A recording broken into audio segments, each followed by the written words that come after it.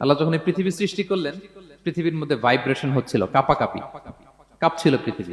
আল্লাহ পৃথিবীর কাঁপাকাঁপি বন্ধ করার জন্য এই পেরেকের মতো পাহাড়গুলোকে পৃথিবীতে ঠুকে দিলেন, কাঁপাকাঁপি বন্ধ হয়ে গেল। এই দৃশ্য দেখে ফেরেশতারা বলে, ইয়া রাব হালমিন খালকিকা আসাদ্দু আলাল জিবাল। আল্লাহ, পাহাড়ের এত শক্তি, পৃথিবী কাঁপতেছিল, পাহাড় আপনি ঠুকে দিলেন, পৃথিবীর কাঁপাকাঁপি বন্ধ হয়ে গেল।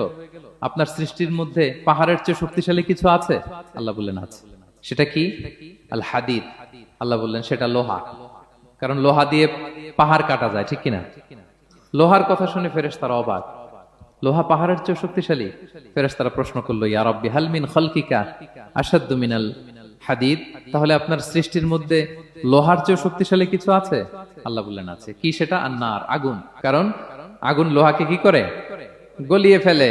ফেরেশতারা শুধু অবাকই হচ্ছে।